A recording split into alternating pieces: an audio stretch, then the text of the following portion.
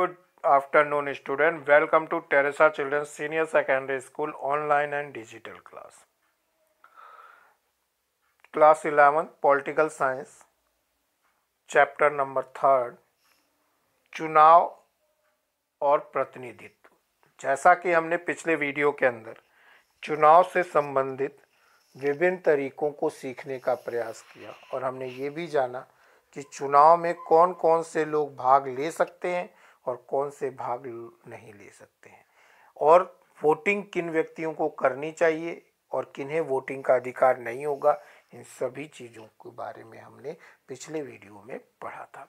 आज का जो वीडियो है वो भारत में चुनाव व्यवस्था के ऊपर है कि भारत में किस प्रकार से चुनाव व्यवस्था को अपनाया जाता है और हमारे देश के अंदर किस तरीके से चुनाव प्रक्रिया संपन्न होती है, इसके ऊपर हम अध्ययन करेंगे। जैसा कि आपको वीडियो में पता चल रहा है कि ऊपर आपने चुनाव के विभिन्न विधियों और व्यवस्थाओं पर गौर किया होगा। आपको आश्चर्य भी हुआ होगा कि ये सब क्या है।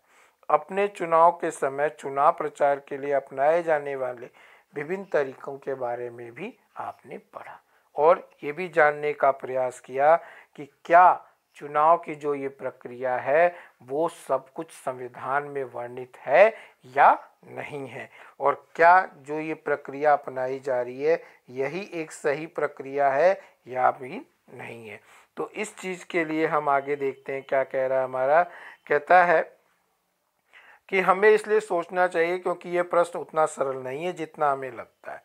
हम अपनी चुनाव व्यवस्था में उतना लीन है कि हमें लगता है कि कोई और तरीका नहीं हो सकता। यानी चुनाव प्रक्रिया को पूरा करने के केवल एक ही मेथड या एक ही तरीके नहीं होते हैं।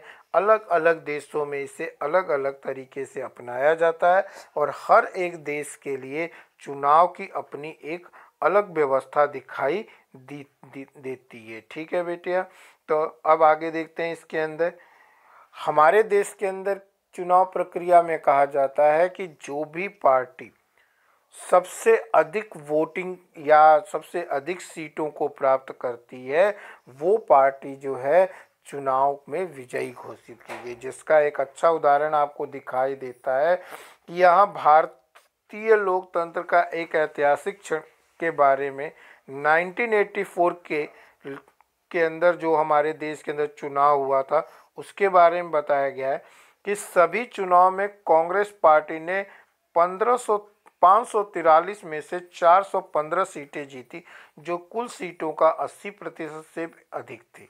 लोकसभा चुनाव में किसी दल को ऐसी सफलता कभी नहीं मिली। इस चुनाव से क्या पता चलता है? कांग्रेस पार्टी के 3/4 सीट मिली, क्योंकि इसका अर्थ है कि प्रत्येक 5 भारतीय नागरिकों में से 4 ने कांग्रेस को वोट दिया। वास्तव में ऐसा नहीं था। तालिका में हमें दिखाई देता है जैसा कि 1984 की लोकसभा सीटों की जो तालिका उसमें दिखाई देता है कि कांग्रेस पार्टी को केवल 48% सीट वोट मिले थे। यानी जो लोग वोटिंग कर रहे थे उसमें से केवल 48% लोग ही ऐसे थे जो कांग्रेस पार्टी को वोट दे रहे थे। फिर भी उसने 3/4 हिस्से यानी कि 543 में से 415 सीटें जीती, जो कि एक सही गणना होती हुई या जनता का प्रतिनिधित्व करती हुई दिखाई नहीं देती है। ठीक है, लेकिन फिर भी उसने इतने बड़े हिस्से पर जीत हासिल करके अपनी सरकार का निर्माण किया था। कहता है ऐसा इसलिए हुआ क्योंकि हम अपने देश में चुनाव की एक विशेष विधि का पालन करते हैं और इस व्यवस्था में पूरे देश को 543 निर्वाचित क्षेत्रों में बांटा गया। प्रत्येक निर्वाचित क्षेत्र में एक प्रतिनिधित्व चुना जाता है और उस निर्वाचन क्षेत्र में जिस प्रत्याशी को सबसे अधिक वोट मिलता है उसे निर्वाचित घोषित किया जाता है। तो भारत की जो चुनावी प्रक्रिया है उसमें भारत को अलग अलग हिस्सों में डिवाइड करके इसके अंदर जो भी व्यक्ति जिस भी पार्टी का कोई व्यक्ति जिसको सबसे अधिक वोट मिलता है वो व्यक्ति चुनाव जीत जाता है। ठीक है, यह ध्यान रखना जरूरी है कि इस व्यवस्था में जिस प्रत्याशी को अन्य सभी प्रत्याशियों से अधिक वोट मिल जाते हैं उसे निर्वाचित घोषित कर दिया जाता है और विजयी प्रत्याशी के लिए यह जरूरी नहीं है कि कुल मतों का बहुमत मिले। इस विधि को जो सबसे आगे वह जीत प्रणाली कहते हैं। ठीक है, first past to first system के नाम से भी जाना। चुनावी दौड़ में जो प्रत्याशी अन्य प्रत्याशियों के मुकाबले सबसे आगे निकल जाता है वही विजयी होता है। इसे बहुलवादी व्यवस्था भी कहा जाता है। इसके अंदर बहुत सारे कैंडिडेट चुनाव लड़ते हैं और उन सब में से जिसको सर्वाधिक वोट मिलता है वो व्यक्ति चुनाव जीत जाता है। और इसी कारण कांग्रेस के लोगों को मात्र 48% वोट मिला था, फिर भी उन्होंने अधिक से अधिक सीटों को जीतने में सफलता हासिल करते। कहता है आइए अपने उदाहरण की ओर लौटें। पार्टी को प्राप्त मतों के अनुपात में सबसे ज़्यादा सीटें मिली, इसलिए मिली क्योंकि उनके निर्वाचन क्षेत्र में जहां उनके प्रत्याशी जीते उन्हें 50% से कम वोट मिले। यदि चुनाव मैदान में कोई प्रत्याशी हो तो जीतने वाले प्रत्याशी को प्रायः 50% से कम वोट मिलते हैं। यानी कि अगर जितने अधिक लोग चुनाव में खड़े होंगे उतने ही लोगों में वो वोट बट जाएंगे और इस कारण से प्रत्येक व्यक्ति को जो चुनाव क्षेत्र के अंदर चुनाव लड़ रहा है उनको एक लिमिट मात्रा में वोट मिलेगा जो कि उसके प्रतिशत में कम ही होता हुआ दिखाई देता है। ठीक है, अब एक नया टॉपिक आता है हमारे पास, समानुपातिक प्रतिनिधित्व। यानी कि बहुत से देशों में चुनाव की एक प्रक्रिया को समानुपातिक प्रतिनिधित्व के रूप में अपनाया गया है जिसके द्वारा चुनाव संपन्न किया जाता है।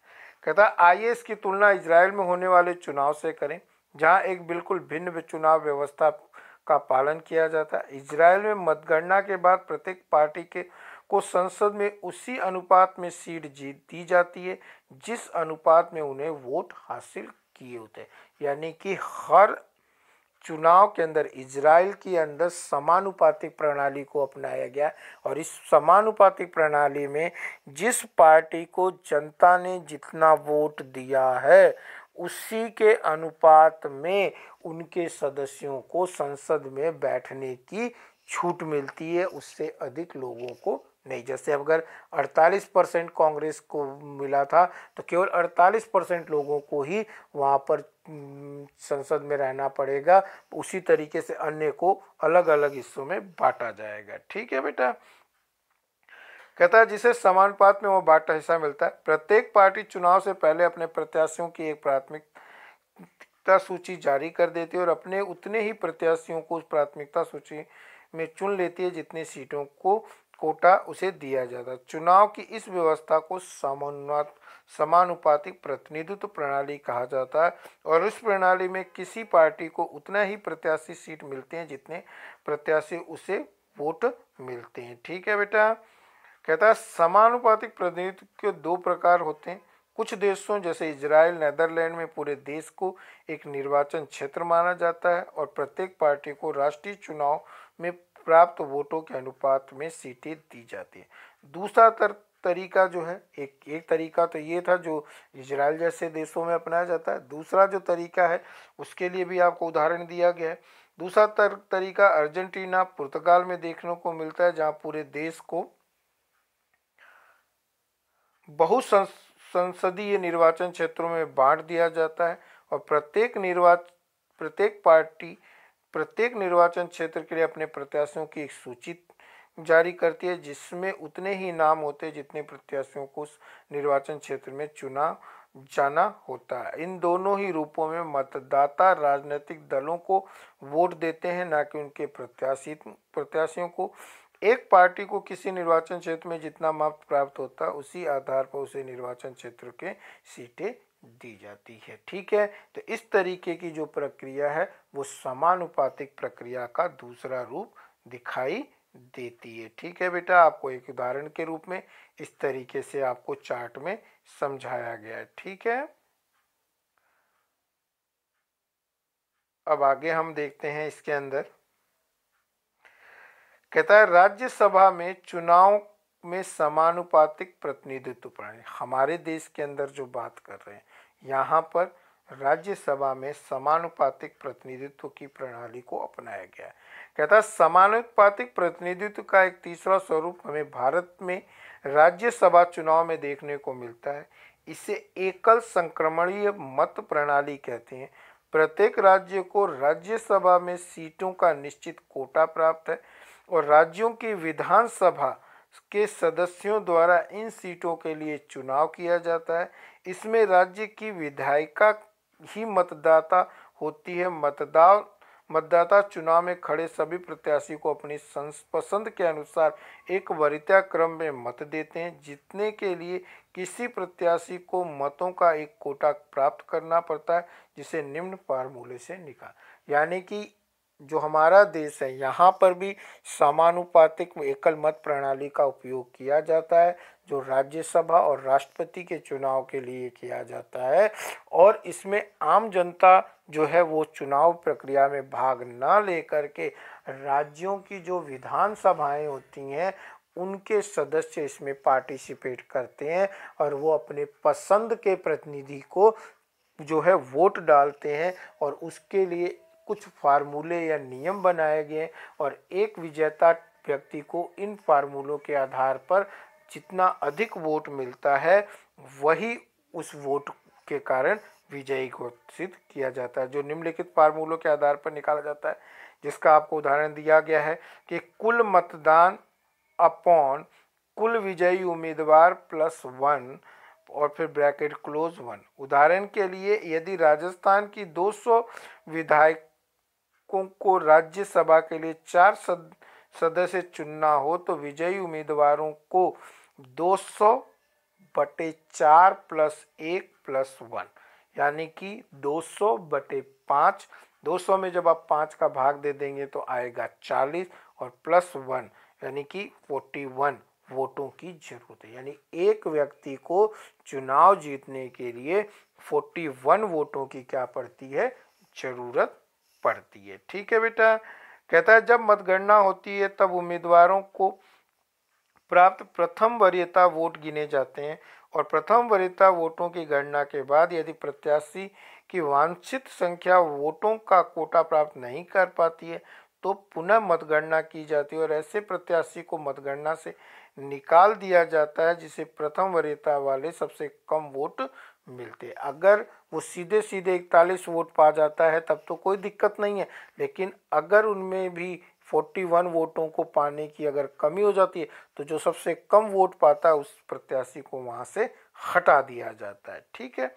उसके वोटों को अन्य प्रत्याशियों में बांट दिया जाता है। ऐसे करने में प्रत्येक मत पत्र पर अंकित द्वितीय वरीयता वाले प्रत्याशियों को वह मत हस्तांतरित कर दिया जाता है और इस प्रक्रिया को तब तक जारी रखा जाता है जब तक वांछित संख्या 4 के बराबर प्रत्याशियों को घोषित नहीं कर देती और इस तरीके से भारत में एकल संक्रमणीय मत प्रणाली का प्रयोग किया जाता है।